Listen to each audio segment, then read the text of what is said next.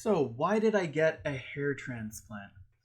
Well, to answer that, let's start with the context, starting with childhood. So, I was born with red hair actually, even though it turned blonde by the time I was about 4 or 5. I still have a little bit of red in my hair, which now is manifested in my beard, which is very red, which I can't stand. But anyway, back to the hair transplant. So you can see I started out with a normal, healthy head of hair. It wasn't super thick, but it wasn't sparse. It was pretty normal, I think. But I didn't really notice anything until I was in my 20s. At age 20, you can see I don't have any recession or thinning here, just a terrible spray-on tan and this very unflattering picture from my dermatologist, I believe it was. But there's not really, I can't notice any recession here.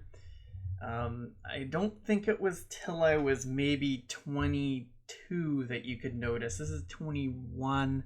You can kind of see a little bit of the forehead getting a bit bigger. That's 22. You know, it's a bit, I dyed my hair dark brown or black around this point, but you can start to see, I wouldn't say it's recessed, but you can see it is more receded than the previous pictures, and there's a few little baby hairs in the front there. But at this point, it wasn't a concern of mine. I didn't even know that it was, my hairline was changing. I was more focused on my complexion at that point, among other things. Hair wasn't even really a thought on my mind at that time. But here, I'm just messing around there. This is age 26. My forehead's definitely bigger at this point. I think I still have a lot of volume. You can't really see in these pictures, but my temple is pulling back into my temple more. But these pictures are dead on, so you can't really notice that. But it wasn't until my late 20s, and I'm 30 right now. So you can see this picture. I don't ever style my hair like this. I was trying to show the recession, but this was the last summer, 2016. You can definitely see when I pull back my hair that the widow's peak or whatever you want to call that. And you can see it's from the back. You can't really see it thinning there, but it's from the top. If there's a light shining on it, you can see it's definitely thinning. I was in denial about the thinning up until quite recently. I just always thought, oh, it's just bad lighting. Oh, it's just the fact that I'm blonde. It's just, I was in denial, and it was actually, I knew I was receding in the front. I knew my hairline was getting higher, but the thinning part, that was actually just a couple of months ago I came to terms with that. I actually went to a consultation at Hassan and Wong. I'll get more into that later, but they basically told me I was balding and thinning, and I knew I was balding and thinning, and that's why I was there, but to hear it was really strange and kind of eye-opening and also scary and depressing at the same time, because I kind of, when you hear that diagnosis of anything, whether it's that you have acne or any sort of thing like that, it's weird to hear someone say it, because you know it, but when you hear it being said by a professional, it just really sinks in.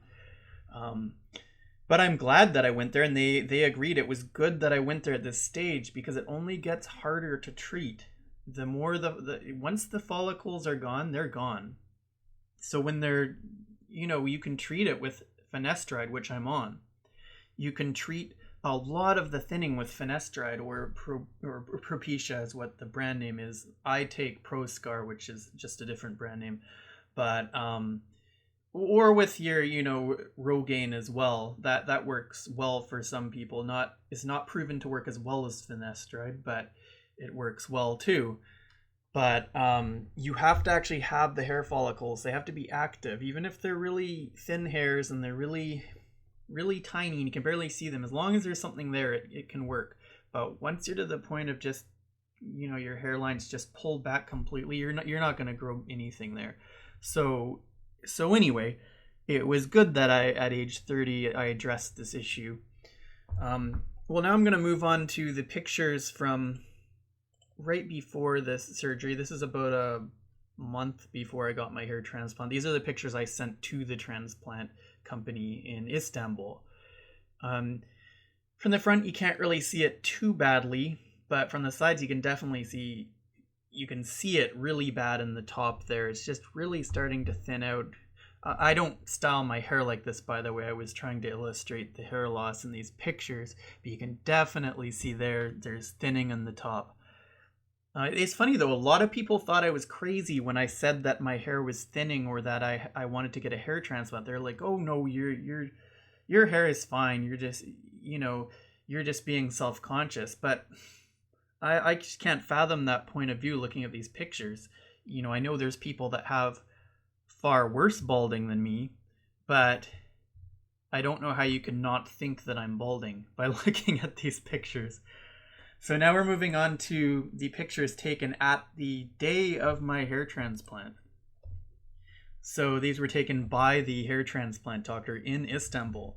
And you can see it's even more evident here, probably because of the lighting. You can also see how much I need Botox in my forehead.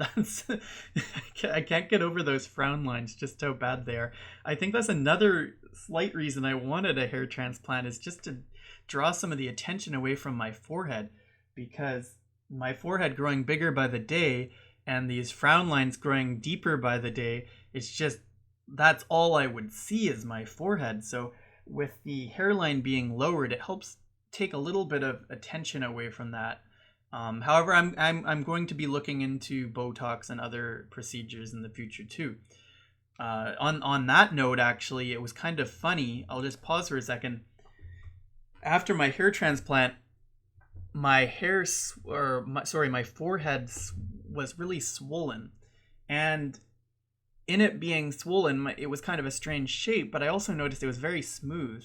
It actually is funny because it almost mimicked, the way that Botox would be, because the swelling got rid of any of the creases in my forehead. So I actually looked more youthful after, which was actually an interesting, not a side effect, but an interesting kind of thing to view in the recovery process. So let's move on to the pictures right before the hair transplant, after they shaved my head and marked it all up with marker. So you can see she sectioned off the scalp into different areas, and the majority of the grafts are going in the front. I got 3,500 grafts, and you can see there, only 1,000 are going in the full back part, and the rest are all going in the front, because that's where there's no hair follicles at all in the front. They're completely receded. But in the back, I needed to fill it in, and the finasteride going to help with that. Now we're moving on to immediately after the hair transplant. Pretty messy. That's what it looks like, and you get these kind of pimples on top of your head where the transplant is. But you can see here, the majority of the grafts are in the front, right along the hairline. And that's something that's also interesting, is that, especially when you're lowering the hairline like that, I had mine lowered about 1 centimeter in the front, and then on the sides, obviously more. But I'm going to get full results. I'm going to have to get a second hair transplant in about a year to 2 years, ideally 2 years, because they can't get that density in there in one hair transplant, because that area was completely bald. There's not a single follicle in there. So they're not just filling it in, they're building it completely from scratch. So I'm going to be gauging over the next year or so how it looks. And I'm definitely open to getting another hair transplant. It's really, it doesn't reflect on who's doing your hair transplant. That's just the way of it. You have to get 2 hair transplants if you want the ideal looking hairline. So now you can see this is after the hair transplant. This is me in my hotel later that day. I was also showing off my veneers I got. But you can see the hairline is just much more aesthetically pleasing than before. Even when I came back from Istanbul, my girlfriend thought I was crazy for getting a hair transplant. And she's like, wow, that looks a lot better. She still doesn't really like that I got it. I think that's another video in itself. is how I sprung that on her. But I think at the end of the day, you have to do it for yourself. If you're doing it, any sort of cosmetic procedure, there's should be no reason you're doing it for someone else. You know, you have to do it to make yourself more confident, or to, if you feel it'll help you in your endeavors like your career, or that's important too, because if you have the confidence, it will help your career aspirations exponentially, even if it's something as trivial as a hairline, or your skin, or if you're a woman, your breast size or something like that. It seems to any other person it doesn't really matter, but to yourself it matters a lot. And if you are carrying that burden around with you, it definitely, that's what's projected to other people.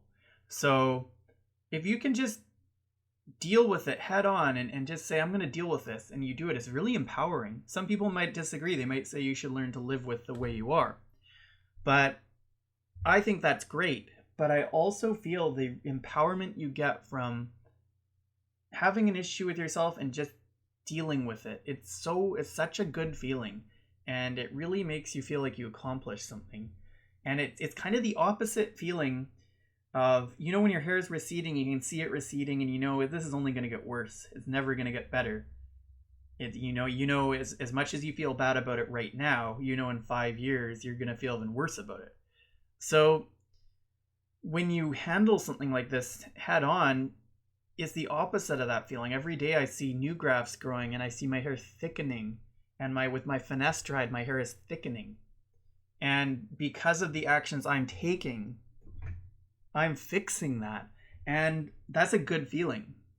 As much as it's just hair. Hair doesn't do anything for us. It's completely aesthetic. But it's still, it feels good. And I'm a strong believer in trying to better yourself, but I would never tell someone they have to do it. I would never try to convince someone they have to do it. You have to want to do it. But anyway, that's enough rambling about that for now.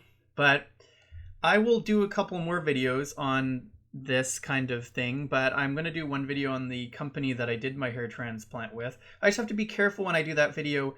There's some information I have to be careful that I don't share, because I have to talk to them first, first about cost, because companies are always changing their cost, and it's something you don't always want to advertise right up front. So I talked to them before, and they said I could give a ballpark, but I'm just going to reaffirm that with them, because I have to be careful. It is a business, and I'm not associated with them, so I have to be careful how I represent them. And I also have to be careful how I represent the hospital that I got it done at, because that's not associated with the company. So I just have to be careful that there's certain information that I don't go overboard in telling you, but without holding information back. So I'm just going to have to find an equilibrium on that topic right there. But feel free to ask me any questions that you have, and let me know anything about if you're planning on getting a hair transplant, or if you have had one and what your experience has been.